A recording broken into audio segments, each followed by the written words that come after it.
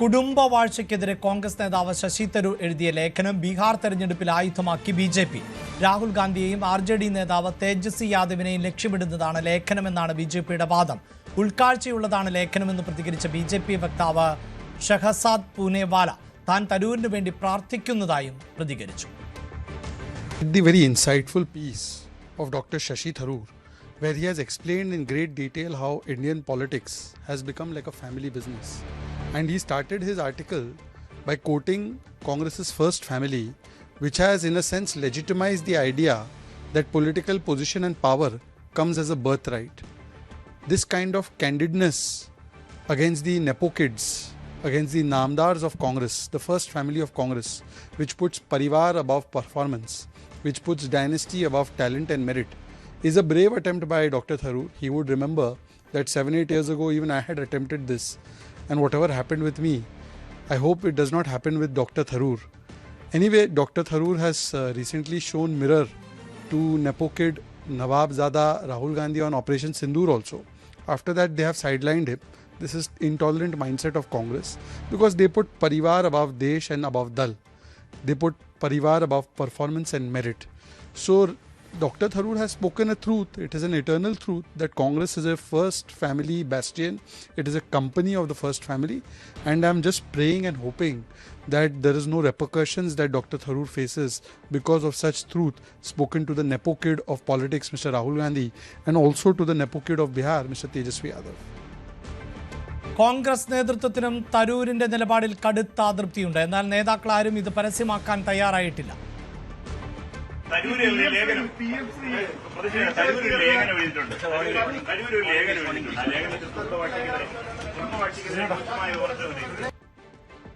തരൂരിന്റെ ചോദ്യം കേട്ടില്ല എന്ന മട്ടിലായിരുന്നു വി.ഡി. സതീശൻ മാധ്യമങ്ങളെ ഒഴിവാക്കിയത്. ടി.ജി. സജിത്ത് ചേരുന്നുണ്ട്. സജിത്ത്, കഴിഞ്ഞ ദിവസം ഈ വിഷയം നമ്മൾ ചർച്ച ചെയ്തതാണ്. പ്രത്യേകിച്ച് ഇങ്ങനെയൊരു ലേഖനം അത് കോൺഗ്രസിനെ കുരുക്കിലാക്കുന്നു എന്നതിനപ്പുറത്ത് ഇതിനെ വലിയ തോതിൽ ആയുധമാക്കാൻ ബി.ജെ.പിക്ക് അവസരം കൂടി ലഭിക്കുന്നു. പ്രത്യേകിച്ച് ബീഹാർ തെരഞ്ഞെടുപ്പ് നടക്കുമ്പോൾ അവിടെ ശശി തരൂരിനെ പോലെയുള്ള ഒരാൾ, സ്വാഭാവികമായും കോൺഗ്രസിനെ സംബന്ധിച്ചിടത്തോളം നിരവധി നേതാക്കളുണ്ടെങ്കിലും അതിലേറ്റവും പ്രധാനപ്പെട്ട ഒരു നാഷണൽ ഫിഗർ കൂടി ആണല്ലോ.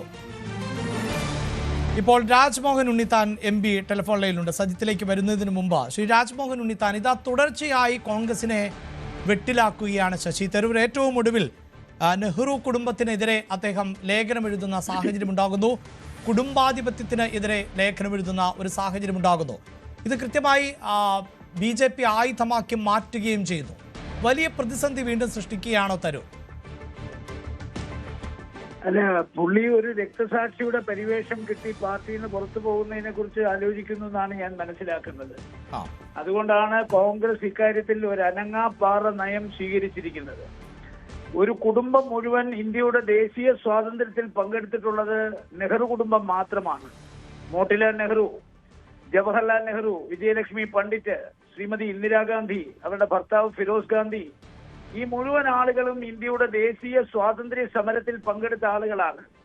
അപ്പോ ഇന്ന് ഇന്ത്യയിൽ ബി.ജെ.പിയും അതുപോലെ തന്നെ കമ്മ്യൂണിസ്റ്റ് പ്രസ്ഥാനങ്ങളും അവരുടെ എല്ലാം കുടുംബത്തിൽ നിന്ന് പല ആളുകളെയും രാഷ്ട്രീയത്തിൽ കൊണ്ടുവന്ന് ഉന്നതമായ സ്ഥാനങ്ങൾ കൊടുത്തിരിക്കുമ്പോൾ ആ സ്ഥാനങ്ങൾ കൊടുത്തിരിക്കുന്ന ബി.ജെ.പിയോ കമ്മ്യൂണിസ്റ്റ് പ്രസ്ഥാനങ്ങളെയോ ആക്രമിക്കാതെ നിരന്തരമായി കോൺഗ്രസിന്റെ വർക്കിംഗ് കമ്മിറ്റി അംഗമായിരുന്നു കൊണ്ട് കോൺഗ്രസിന്റെ സകല സൗഭാഗ്യങ്ങളും ആസ്വദിച്ചും അനുഭവിച്ചും ഇരുന്നു കൊണ്ട് നെഹ്റു കുടുംബത്തെ ഇങ്ങനെ കടന്നാക്രമിക്കുന്നത് കോൺഗ്രസുകാരെ മൊത്തം വേദനയിലാഴ്ത്തിയിരിക്കുകയാണ്. ആ വേദന കടിച്ചമർത്തിയിട്ടാണ് ഞങ്ങളൊക്കെ ഇപ്പൊ പ്രതികരിക്കുന്നത്. കാരണം നെഹ്റു കുടുംബത്തെ ആക്രമിച്ചു കഴിഞ്ഞാൽ അത് കോൺഗ്രസിന്റെ രക്തം സിരകളിൽ കൂടി ഒഴുകുന്ന ഒരു കോൺഗ്രസുകാരനും സഹിക്കാനാവില്ല.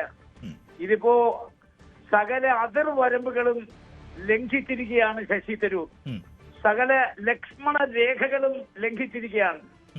2 തെരഞ്ഞെടുപ്പുകൾ വിളിപ്പാട് അകലെ വന്ന് നിൽക്കുമ്പോൾ, കേരളത്തിൽ മാത്രം ബീഹാറിൽ ഒരു ഇലക്ഷൻ നടക്കുമ്പോൾ ഇതിന്റെ അനുരണങ്ങൾ ഈ ബീഹാർ അടക്കം അതുപോലെ തന്നെ കേരളത്തിൽ നടക്കാനിരിക്കുന്ന തെരഞ്ഞെടുപ്പിൽ അടക്കം പ്രതിഫലിക്കുമെന്നുള്ളത് മുന്നിൽ കണ്ടുകൊണ്ടാണ് അദ്ദേഹം ഇത്തരം പ്രസ്താവനകൾ കോൺഗ്രസിനെതിരെ നടത്തിക്കൊണ്ടിരിക്കുന്നത്. പക്ഷേ ശ്രീ തരൂർ, താങ്കൾക്ക് ഓർമ്മയുണ്ടാകുമല്ലോ ഇങ്ങനെ ഒരു ആത്മശമനം പാലിക്കുന്നതെന്ന് എനിക്ക് എത്ര ആലോചിച്ചിട്ടും മനസ്സിലാവുന്നില്ല.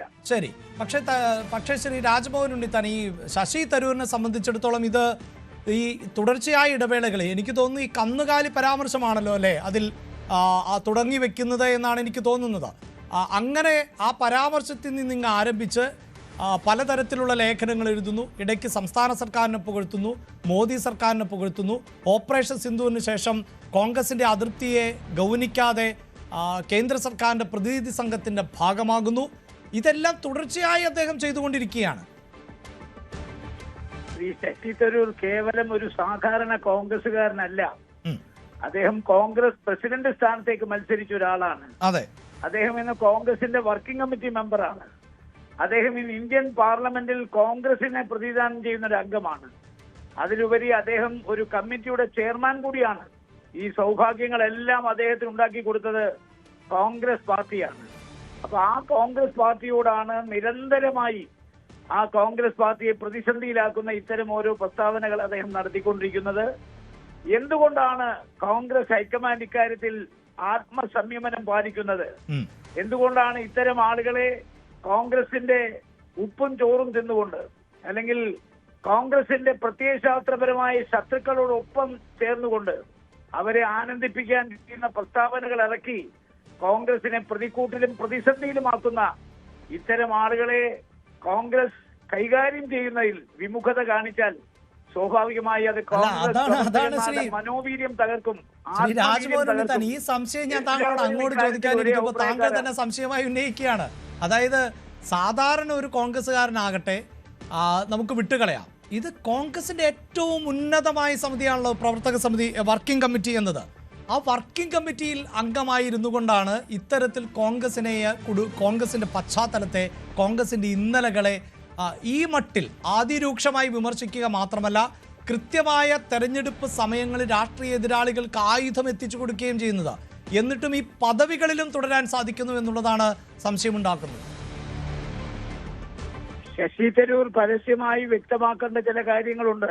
അദ്ദേഹത്തിന്റെ കൂറ്, അദ്ദേഹത്തിന്റെ വിധേയത്വം, അദ്ദേഹത്തിന്റെ പ്രതിബദ്ധത ആരോടാണ്? ഇന്ത്യൻ നാഷണൽ കോൺഗ്രസിനോടാണെങ്കിൽ അതിന്റെ നേതാക്കന്മാരെ അംഗീകരിക്കുകയും ബഹുമാനിക്കുകയും അദ്ദേഹം ചെയ്യണം. കോൺഗ്രസ് പ്രസിഡന്റ്, കോൺഗ്രസിന്റെ അത്യുന്നത പദവിയിലിരിക്കുന്നവർ, ഈ പറയപ്പെടുന്ന എല്ലാവരും കോൺഗ്രസിന്റെ അധ്യക്ഷ സ്ഥാനം അലങ്കരിച്ചവരാണ്. രാഹുൽ ഗാന്ധി ഉൾപ്പെടെ, പ്രിയങ്ക ഗാന്ധി ഒഴിച്ച്. അപ്പോ ഒരു കുടുംബത്തെ മുഴുവൻ അടക്കി ആക്ഷേപിച്ച് നമ്മുടെ രാഷ്ട്രീയ പ്രതിയോഗികൾക്ക് ആയുധം ഉണ്ടാക്കി കൊടുക്കുക എന്ന് പറയുന്നത് ഒരിക്കലും ഒരു കോൺഗ്രസ് നേതാവിന് ഭൂഷണമല്ല. ഞാനൊക്കെ വളരെ വേദനയോടുകൂടിയാണ് ഇത് പറയുന്നത്. കാരണം ഇങ്ങനെ പോയാൽ എത്ര കാലം ഇതിനകത്ത് പിടിച്ചു നിൽക്കാൻ കഴിയുമെന്നുള്ള ആശങ്കയിലാണ് ഞാൻ. കാരണം ഇത്തരം ആളുകൾ കോൺഗ്രസ് പാർട്ടിയിൽ പെരുകുകയാണെങ്കിൽ, അവർക്കൊക്കെ ഒരു കാരണവശാലുമുള്ള നടപടികൾ എടുക്കാതിരിക്കുകയാണെങ്കിൽ പിന്നെ നമുക്കൊക്കെ ഈ പാർട്ടിയിൽ എന്ത് സ്ഥാനമാണുള്ളത്? അതുകൊണ്ട് ഞങ്ങളൊക്കെ ഈ പാർട്ടിയെ ജീവന തുല്യം സ്നേഹിക്കുന്നു, ബഹുമാനിക്കുന്നു. ഞങ്ങളുടെ നേതാക്കന്മാരെ ഞങ്ങൾ ആദരിക്കുന്നു, ആരാധിക്കുന്നു.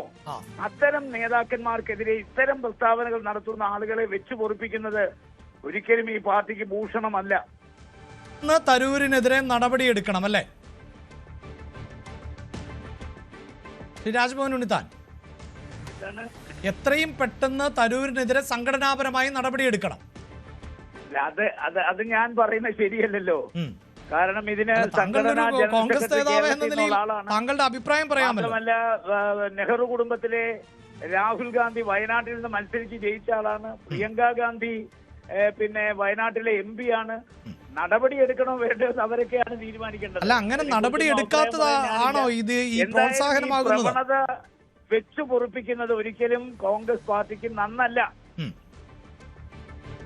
യെസ്, വളരെ നന്ദി ശ്രീ രാജ്മോഹൻ ഉണ്ണിത്താൻ. ഇപ്പോൾ BJP നേതാവ് ടോം വടക്കൻ ടെലിഫോൺ ലൈനിലുണ്ട്. ശ്രീ ടോം വടക്കൻ, ഒരു രക്തസാക്ഷി പരിവേഷത്തോടെ പാർട്ടിയിൽ നിന്ന് പുറത്തു പോവുക, അതാണ് ശശി തരൂർ ആഗ്രഹിക്കുന്നത് എന്നൊരു പൊതു നിരീക്ഷണമുണ്ട് എന്നാണ് രാജ്മോഹൻ ഉണ്ണിത്താൻ പറഞ്ഞത്. അതിനുള്ള ശ്രമമാണോ ഇപ്പോൾ ശശി തരൂർ നടത്തുന്നത്? ഉണ്ണിത്താൻജിനെ ഞാൻ കുറെ വർഷമായി അറിയുന്ന ഒരു വ്യക്തിയാണ്. പല കാര്യങ്ങളിലും അഭിപ്രായം പറയുന്ന ഒരു ഫയർ ബ്രാൻഡ് ആണ്.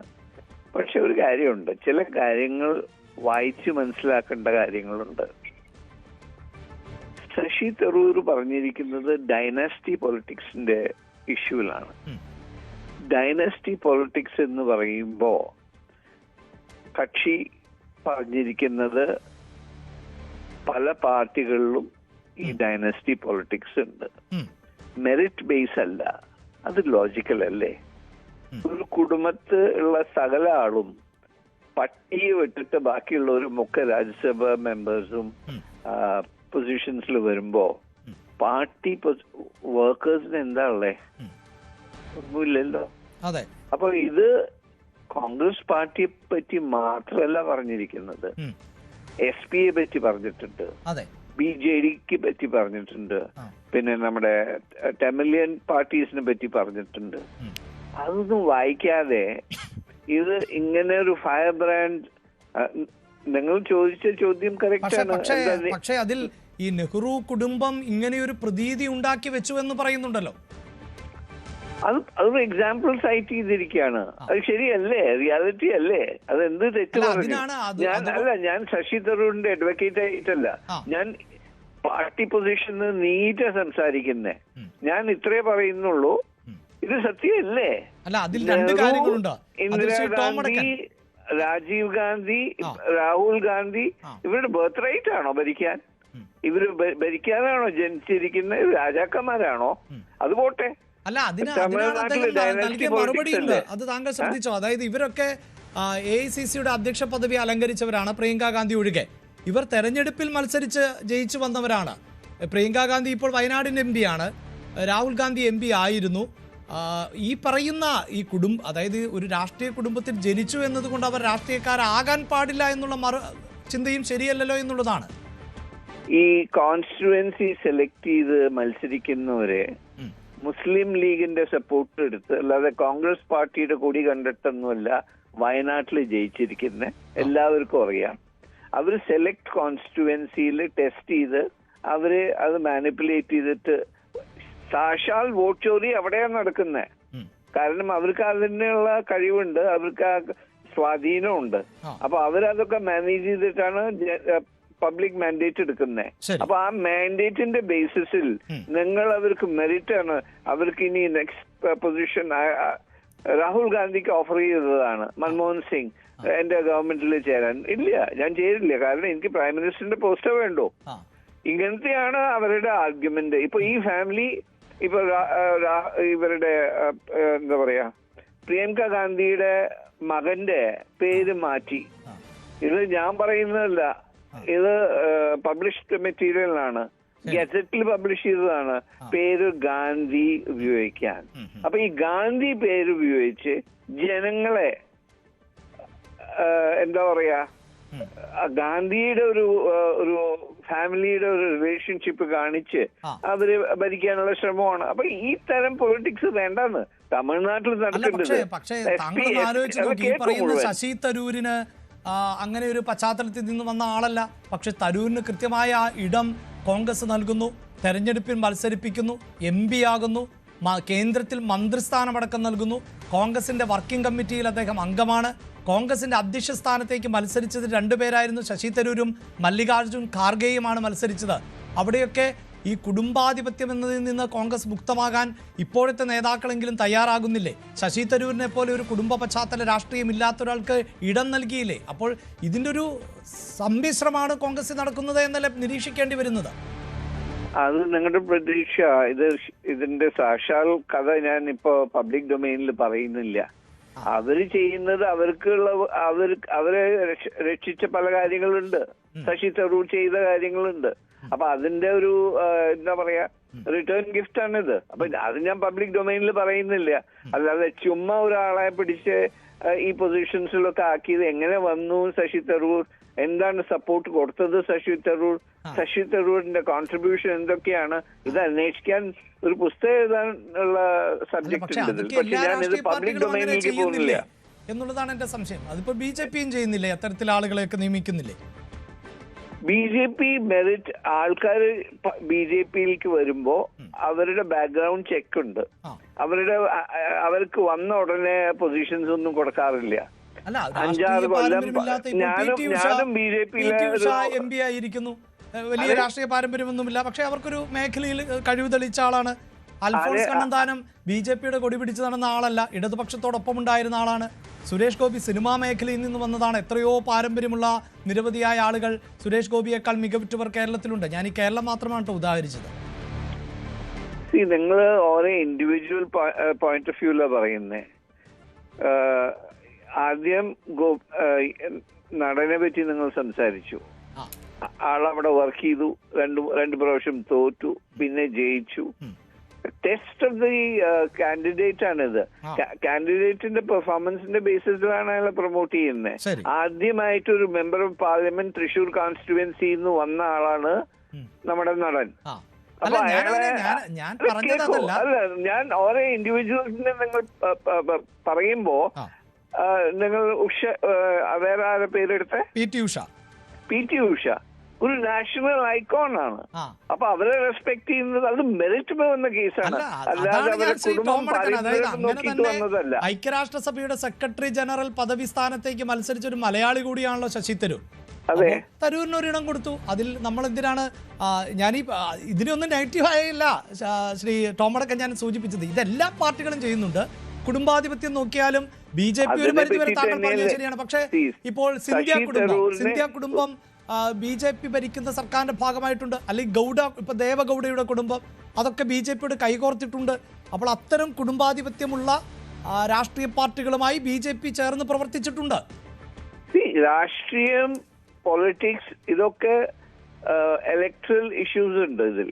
അപ്പൊ ഇലക്ട്രൽ ഗെയിൻസിനോ അത് ഏത് പാർട്ടിയും ചെയ്യും. കാരണം ഞങ്ങൾ ഇലക്ഷൻ ഓറിയന്റഡ് ഞങ്ങളുടെ വാർ മെഷീൻ ആണ്. അപ്പൊ എവിടെ ഞങ്ങൾക്ക് വിനബിലിറ്റി കാണുന്നു അത് ഞങ്ങൾ അവിടെ സെറ്റിൽ ചെയ്യും.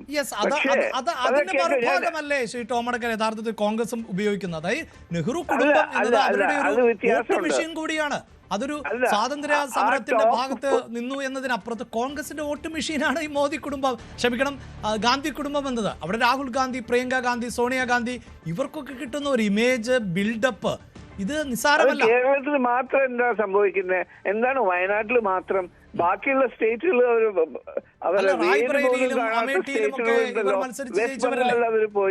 വെസ്റ്റ് ബംഗാളിൽ പോയി, തമിഴ്നാട്ടിലില്ല, കർണാടകത്തിൽ പോവാൻ നിൽക്കുന്നു, ഹരിയാനയിൽ ഔട്ടാണ്. അപ്പൊ എന്താണ് ഇവരുടെ പ്രൊമോഷണൽ അവന്യൂസ്, ഇവരുടെ ഗ്രേറ്റ് റെസ്പെക്ട് എന്ന് പറയുന്നത്? ജനങ്ങൾക്ക് അവരോടുള്ള ആ ഒരു സങ്കല്പം അത് കേരളത്തിൽ മാത്രമേ കാണാനുള്ളൂ. അതെന്താ കാരണമാവോ? അതും ഈ സിറ്റുവേഷനിൽ അതും ഒരു ഇഷ്യൂ ആണ്. കേരളത്തിൽ മാത്രം വയനാട് കോൺസ്റ്റിറ്റ്യുവൻസി, വേറെ കോൺസ്റ്റിറ്റ്യുവൻസിയിലൊന്നും ഒരു ഫൈറ്റ് ചെയ്യില്ല. അവർ തൃശ്ശൂർ വന്ന് നിൽക്കട്ടെ, അവര് എറണാകുളത്ത് വന്ന് നിൽക്കട്ടെ. ഞാൻ അവസാനിപ്പിക്കും മുമ്പ്, ഇപ്പോൾ താങ്കൾ കോൺഗ്രസ് പാളയത്തിൽ നിന്ന് BJPയിലേക്ക് എത്തിയതാണല്ലോ. അങ്ങനെ എത്തുന്നവർക്ക് കൃത്യമായി പരിഗണനയൊക്കെ ലഭിക്കുമെന്നാണ് താങ്കൾ പറയുന്നത്. തരൂര് യഥാർത്ഥത്തിൽ BJPയിലേക്ക് എത്തേണ്ട ഒരാളാണ്. ഞാൻ അവിടുന്ന് വിട്ടപ്പോ എന്റെ ഇഷ്യൂ വേറെയായിരുന്നു. ആന്റി നാഷണൽ ആക്ടിവിറ്റീസിൽ ഇൻഡൾജ് ചെയ്യുന്ന ഒരു പാർട്ടിയായിട്ട് ഞാൻ കുറെ വർഷം വർക്ക് ചെയ്തു. പക്ഷെ എനിക്ക് മനസ്സിലായി ഇവരുടെ പൊസിഷൻ ആന്റി നാഷണൽ ആണ്. അപ്പോഴാണ് ഞാൻ ഇറങ്ങി പോകുന്നത്. ഇവിടെ വന്നിട്ട് ഞാൻ മഹാരാജോ, ഞാൻ മിനിസ്റ്ററോ മെമ്പർ ഓഫ് പാർലമെന്റ് ഒന്നും ആയിട്ടില്ല. ഞാനൊരു പാർട്ടി സ്പോക്സ്മാൻ തന്നെയാണ്. ഞാൻ യുദ്ധം ചെയ്തിട്ട് തന്നെയാണ് ജീവിച്ചു പോകുന്നത്. അപ്പൊ 5 വർഷമായി. അപ്പൊ നോക്കൂ, എന്റെ ഫാമിലി ബാക്ക്ഗ്രൗണ്ട് ഞാൻ തന്നെയാണ്. അപ്പൊ അങ്ങനത്തെ സിറ്റുവേഷനിൽ ഞങ്ങളൊക്കെ വർക്ക് ചെയ്യുന്നു. എനിക്ക് അതിലൊരു എന്താ പറയാ ഒരു നെഗറ്റിവിസം ഇല്ല. കാരണം എനിക്കറിയാം പാർട്ടിയിൽ വർക്ക് ചെയ്താൽ പാർട്ടി ജീവിച്ചിരിപ്പുണ്ടെങ്കിൽ എനിക്ക് വല്ലതും കിട്ടും. അതാണ് എന്റെ ഒരു ഐഡിയോളജി. BJPയിലേക്ക് വരേണ്ടതുണ്ടോ? അത് ഞാനല്ലല്ലോ തീരുമാനിക്കേണ്ടത്. അത് തീരുമാനിക്കുന്നത് ശശി തരൂരാണ്. ശരി, വളരെ നന്ദി ശ്രീ ടോമടക്കം ഞങ്ങളോട് പ്രതികരിച്ചതിന്. സജിത്ത് ചേരുന്നുണ്ട്. സജിത്ത്, ഒരു ഭാഗത്ത് തരൂർ ഇങ്ങനെ തുടർച്ചയായി പാർട്ടിയെ വെട്ടിലാക്കുന്നുണ്ട്. അത് ഈ ഘട്ടത്തിൽ മാത്രമാണ് എന്ന് നമുക്ക് പറയാൻ സാധിക്കില്ല. ഞാൻ നേരത്തെ സൂചിപ്പിച്ച കന്നുകാലി പരാമർശം ഉൾപ്പെടെ ഇങ്ങ് തുടങ്ങിയാൽ, പക്ഷേ ഈ ഘട്ടം എന്നതൊരു പ്രധാനപ്പെട്ട ഘട്ടമാണ്. പ്രത്യേകിച്ച് ഈ മോദി സർക്കാർ തുടർച്ചയായി അധികാരത്തിൽ വന്നതിന് ശേഷം മോദിയെ പുകഴ്ത്തുന്ന സമീപനം, മോദിയുടെ പോളിസികളോട് ചേർന്ന് നിൽക്കുന്ന സമീപനം, അതേസമയം കോൺഗ്രസിനെ കൃത്യമായി കടന്നാക്രമിക്കുന്ന, രാഷ്ട്രീയ എതിരാളികൾക്ക് ആയുധം എത്തിച്ചു നൽകുന്ന ഒരു സമീപനം ഇപ്പോഴും തരൂർ തുടരുന്നുണ്ട്. അവിടെ ഈ ടോമടക്കം പറയുന്നത് പോലെ അത് മുഴുവൻ രാഷ്ട്രീയ പാർട്ടികളെയും ഉദ്ദേശിച്ചതാണ് എന്നൊക്കെയുള്ള ഒരു അനുമാനം, അങ്ങനെ BJP ഇതിനെ കാണാൻ സാധിക്കുമോ? കോൺഗ്രസിന് പോലും കാണാൻ സാധിക്കുമോ സജിത്ത്? ഇത് യഥാർത്ഥത്തിൽ കോൺഗ്രസ് വലിയ വെട്ടിലാണ് അഭിലാഷ്, തർക്കമില്ല ഇക്കാര്യത്തിൽ. ഒരുപക്ഷെ രാജ്മോഹൻ ഉണ്ണിത്താൻ പറഞ്ഞ രീതിയിലുള്ള ഒരു ആർജവത്തിലുള്ള നിലപാട് മറ്റ് കോൺഗ്രസ് നേതാക്കൾ ഇക്കാര്യത്തിൽ എടുക്കുമോ എന്നത് സംശയമാണ്. കാരണം തരൂർ ഇപ്പോൾ എടുക്കുന്ന നിലപാടുകളെ, അതായത് പൊതുവിൽ ഇപ്പോൾ കഴിഞ്ഞ ദിവസം KPCCയുടെ കോർ കമ്മിറ്റി രൂപീകരിച്ചു. ആ കോർ കമ്മിറ്റിയിലും ശശി തരൂർ അംഗമാണ്. അങ്ങനെ സുപ്രധാനമായി സംസ്ഥാന നേതൃത്വവുമായി ചേർന്ന് പ്രവർത്തിക്കുന്ന ഒരു ശൈലി തരൂർ അടുത്തിടെ സ്വീകരിച്ചിട്ടുണ്ട്. ഇതിനിടയിലാണ് ഇദ്ദേഹത്തിൻ്റെ ഈ ലേഖനം പുറത്തു വരുന്നത്. അതുകൊണ്ട് കോൺഗ്രസിനെ സംബന്ധിച്ച് പൊതുവിൽ പ്രശ്നങ്ങളൊക്കെ ഒഴിഞ്ഞു, തരൂരുണ്ടാക്കിയ വിവാദ നീക്കങ്ങളൊക്കെ ഒഴിഞ്ഞു എന്ന് കരുതിയെടുത്താണ് ഈ വിഷയം ഉണ്ടാവുന്നത്. മറ്റൊരു രാഷ്ട്രീയ പശ്ചാത്തലം കൂടി കേരളത്തിലുണ്ട്, അത് തെരഞ്ഞെടുപ്പാണ്. കാരണം ഈ തദ്ദേശ തെരഞ്ഞെടുപ്പിൻ്റെ പടിവാതിക്കെ നിൽക്കുമ്പോൾ തരൂരിനെ പോലെ ഒരു നേതാവിനെതിരെ നിലപാടെടുത്താൽ, അല്ലെങ്കിൽ തരൂർ നടത്തുന്ന വിമത നീക്കത്തിന് പിന്തുണയോ അല്ലെങ്കിൽ അത് എതിർത്തോ നിലപാടെടുക്കുന്നത് ഇത് വീണ്ടും ചർച്ച ചെയ്യുന്നതിന് ഇടയാക്കും. അത് നഷ്ടമുണ്ടാക്കുക കോൺഗ്രസിന് തന്നെയാണ്. അതുകൊണ്ട് വളരെ കരുതലിലാണ് ഇക്കാര്യത്തിൽ നിലപാടെടുത്തിരിക്കുന്നത്. ഒരുപക്ഷെ രാജ്മോഹൻ ഉണ്ണിത്താൻ പറഞ്ഞ തുറന്ന വാക്കുകൾ അല്ലെങ്കിൽ ആ കടുത്ത പരാമർശങ്ങൾ മറ്റ് നേതാക്കൾ സ്വീകരിക്കുമോ എന്നത് സംശയമില്ല. പക്ഷേ രാജ്മോഹൻ ഉണ്ണിത്താനെ പോലെ തരൂരിൻ്റെ ഇപ്പോഴത്തെ നീക്കം ഒരു രക്തസാക്ഷി പരിവേഷത്തോടുകൂടി പാർട്ടിയിൽ നിന്ന് പുറത്തു പോകാനാണോ എന്ന് സംശയിക്കുന്ന വലിയൊരു കോൺഗ്രസ് നേതാക്കൾ ഉണ്ട് എന്ന കാര്യത്തിൽ തർക്കമൊന്നുമില്ല. പക്ഷേ അതൊരു പരസ്യ നീക്കത്തിലേക്ക് വരാനുള്ള സാധ്യത കുറവാണ്. അതേസമയമാണ് ഈ BJPയുടെ നീക്കം നമ്മൾ ഇന്നലെ കണ്ടത്. അത് കൂടുതലായി ഉണ്ടാവാൻ തന്നെയാണ് സാധ്യത. കാരണം തരൂർ ഒരു ദേശീയ മുഖമാണ്, അത് സ്വാഭാവികമായും ഉന്നയിക്കുകയും ചെയ്യും. മറ്റൊന്നും കൂടിയുള്ളത്, ഈ കോൺഗ്രസിനെതിരെ നാളുകളായി BJP ഉന്നയിക്കുന്ന ഒരു ആക്ഷേപമാണ്, വിമർശനമാണ് കോൺഗ്രസിൻ്റെ കുടുംബ വാഴ്ച. ഗാന്ധി കുടുംബം എന്ന് പറയുന്നത് പിതാവിൽ നിന്നും മകളിലേക്കും പിന്നീട് മകനിലേക്കും തുടർന്ന് വീണ്ടും മകനിലേക്ക് ഇങ്ങനെ പടർന്നു പോകുന്ന ഒരു കുടുംബ വാഴ്ച. കോൺഗ്രസിൻ്റെ അധികാര കേന്ദ്രങ്ങൾ ഇവർ മാത്രം തുടരുന്നു, രാജ്യത്തിൻ്റെ തന്ത്രപ്രധാന കേന്ദ്രങ്ങൾ ഇവർ മാത്രം തുടരുന്നു എന്നത് കോൺഗ്രസിനെതിരെ ദീർഘനാളുകളായി BJP ഉയർത്തുന്ന ഒരു ആക്ഷേപമാണ്. ആ ആക്ഷേപം അതേ തരത്തിൽ തന്നെയാണ്, അല്ലെങ്കിൽ അതിനേക്കാൾ മൂർച്ചയുള്ള രീതിയിലാണ് തരൂർ ഉന്നയിച്ചത് എന്നതുകൂടിയാണ് ശ്രദ്ധേയമായ കാര്യം. അതുകൊണ്ട് ദേശീയ തലത്തിലും അത് ആയുധമാണ്, ചർച്ചയാണ് എന്ന കാര്യത്തിൽ തർക്കമില്ല. എന്തായാലും ഈ രാജ്മോഹൻ ഉണ്ണിത്താൻ എടുത്ത ആ കടുത്ത നിലപാട് മറ്റു നേതാക്കളിൽ നിന്നും ഉണ്ടാവാൻ സാധ്യതയില്ല. അതാണ് ഇന്നലെ VD സതീശൻ ഈ വിഷയത്തിൽ പുലർത്തിയ മൗനത്തിന്റെ സൂചന. തീർച്ചയായും. പക്ഷേ സൈത്തി സൂചിപ്പിക്കുന്ന പോലെ രാജ്മോഹൻ ഉണ്ണിത്താനെ പോലെയുള്ള വലിയൊരു വിഭാഗം ആളുകൾ ഏറ്റവും ഒടുവിൽ പറഞ്ഞു വെച്ചത് ഇങ്ങനെയെങ്കിൽ ഈ പാർട്ടിയിൽ എത്ര നാൾ തുടരാൻ പറ്റുമെന്ന് സംശയമുണ്ട് എന്നാണ്. അതായത് ശശി തരൂരിനെ പോലെയുള്ളവർ പാർട്ടി വിരുദ്ധമായി പ്രതികരിക്കുമ്പോഴോ അല്ലെങ്കിൽ അതിനുള്ള അവസരം സൃഷ്ടിക്കുമ്പോഴോ അങ്ങനെയുള്ള ആളുകൾക്ക് പാർട്ടിയിൽ ഉന്നതമായ പദവികൾ ലഭിച്ചുകൊണ്ടിരിക്കുന്നു, പാർട്ടിയുടെ ഏറ്റവും പരമോന്നതമായ സമിതിയിൽ അംഗമായി തുടരുന്നു. അതേസമയം അണികളുടെയും അല്ലെങ്കിൽ മറ്റു നേതാക്കളുടെയും ഒന്നും അമർഷം കണ്ടില്ല എന്ന് നടിക്കുന്നു. യഥാർത്ഥത്തിൽ ഈ പാർട്ടിക്ക് എത്രത്തോളം ഈ രക്തസാക്ഷി പരിവേഷം ഉണ്ടാക്കി പോകാൻ ശ്രമിക്കുന്നു എന്ന് പറയുമ്പോൾ പോലും ഈ അതൃപ്തരുടെ എണ്ണം ഇങ്ങനെ കൂടി വരികയില്ലേ? അതിനെ അഡ്രസ്സ് ചെയ്യാതിരിക്കാൻ പാർട്ടിക്ക് സാധിക്കുമോ സഹിത്ത്? ഈ കോൺഗ്രസിന്റെ ഒരു നിവൃത്തികേടാണത്. യഥാർത്ഥത്തിൽ ഒരുപക്ഷെ ഈ രാജ്മോഹൻ ഉണ്ണിത്താൻ ഒരു നേതാക്കളുടെ ഒരു ടൂൾ ആയിരിക്കാം. ഒരു വിഭാഗം നേതാക്കളുടെ മനസ്സറിഞ്ഞുകൊണ്ട് തന്നെയാണ് ഉണ്ണിത്താൻ ഇത്തരമൊരു നിലപാടെടുത്തതെന്ന് വേണം നമുക്ക് കരുതാൻ. അതായത് തരൂരിനെ ഇനിയും സഹിച്ച് മുന്നോട്ട് കൊണ്ടുപോകാൻ കഴിയില്ല എന്ന നിലപാട്. അതേസമയം ഉണ്ണിത്താന് തന്നെ അറിയാം തരൂരിനെതിരെ ഇപ്പോൾ പരസ്യ നിലപാടെടുത്താൽ അത് നേതൃതലത്തിലുണ്ടാക്കുന്ന പ്രതിസന്ധി. അതുകൊണ്ട് ഉണ്ണിത്താനെ പോലെയുള്ള ചിലർ തുറന്നു പറയട്ടെ, മറ്റു നേതാക്കളൊക്കെ മൗനം പാലിക്കട്ടെ. ഇത് നേതാക്കൾക്കിടയിലെ ഒരു പൊതുധാരണയാവാനാണ് സാധ്യത. എന്തായാലും നേതാക്കൾ അല്ലെങ്കിൽ നേതൃത്വം തരൂരിനെ ഇങ്ങനെയാണ് കണ്ടിരിക്കുന്നത് എന്ന കാര്യം കൂടി ഉണ്ണിത്താനിലൂടെ തുറന്നു പറയുകയായിരിക്കാം ഇപ്പോൾ ശ്രമിച്ചിരിക്കുന്ന കാര്യം. പക്ഷേ ഇവിടെ വ്യക്തമാവുന്ന ഒരു കാര്യം കോൺഗ്രസിൻ്റെ നിവൃത്തികേടാണ്. തരൂരിനെ പരസ്യമായി ഈ തെരഞ്ഞെടുപ്പ് ഘട്ടത്തിൽ തള്ളിപ്പറയുന്നത് ഒട്ടുമേ ഉചിതമല്ല എന്ന് കരുതുന്നുണ്ട്. മുമ്പ് തരൂർ ഉണ്ടാക്കിയ സംസ്ഥാന കോൺഗ്രസിലെ ഒരു ബദൽ നീക്കം, അത്തരം രാഷ്ട്രീയ സാഹചര്യമൊന്നും ഇപ്പോൾ കോൺഗ്രസിലില്ല. പക്ഷേ തരൂരിനെതിരെ വീണ്ടും ഒരു നീക്കം ഉണ്ടായെങ്കിൽ അതുണ്ടാക്കുന്ന ആശയക്കുഴപ്പം ചെറുതല്ല. അത് കോൺഗ്രസിലെ ആശയക്കുഴപ്പത്തിനപ്പുറം CPM പോലെയുള്ള രാഷ്ട്രീയ കേന്ദ്രങ്ങൾ അതിനെ പരമാവധി മുതലാക്കാൻ ശ്രമിക്കുക കൂടി ചെയ്യും. അതുകൊണ്ട് വളരെ ജാഗ്രതയിലാണ് ഈ വിഷയത്തെ കൈകാര്യം ചെയ്തു പോകുന്നത്. യെസ്, അതാണ് തരൂരുണ്ടാക്കുന്ന പ്രതിസന്ധി. ഒരു ഭാഗത്ത് തരൂരിനെ പോലെയുള്ള ഒരു നേതാവിൻ്റെ പ്രതികരണങ്ങൾ, ലേഖനങ്ങൾ, ചിന്തകൾ അത് ദേശീയ തലത്തിൽ കോൺഗ്രസിനെ സംബന്ധിച്ചിടത്തോളം വലിയ പ്രതിസന്ധി സൃഷ്ടിക്കുന്നു. ഇപ്പോഴിതാ ഈ ബീഹാർ തെരഞ്ഞെടുപ്പിൻ്റെ ഘട്ടത്തിൽ പോലും നെഹ്റു കുടുംബത്തിനെതിരായി വിമർശനം നിൽക്കുന്നു.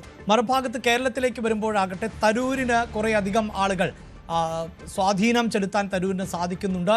തരൂർ പോലും കോൺഗ്രസിലെ ഒരു വിഭാഗത്തെ പോലും നേതൃത്വം നൽകുന്ന സാഹചര്യം സൃഷ്ടിക്കപ്പെടുമോ, അല്ലെങ്കിൽ ഘടകകക്ഷികളുമായി തരൂരിന് ബന്ധം കൂടുതൽ ഇടചേർന്ന് നിൽക്കുന്ന, പലപ്പോഴും മറ്റ് ഘടകകക്ഷികളുടെ പൊതുപരിപാടികളിൽ ഉൾപ്പെടെ തരൂർ മുഖ്യാതിഥിയാകുന്ന ഒരു സാഹചര്യം കൂടിയുണ്ട്. അപ്പോൾ സംസ്ഥാനവും ദേശീയ രാഷ്ട്രീയവും ഒക്കെ ഒരുപോലെ കോൺഗ്രസിൽ പ്രതിസന്ധി സൃഷ്ടിക്കുന്നുണ്ട് തരൂരിൻ്റെ നിലപാടുകൾ എന്നതാണ് വാർത്തയുടെ വിശദാംശങ്ങളാണ് ടി ജി സജിത്ത് നൽകിയത്. ഇടവേള.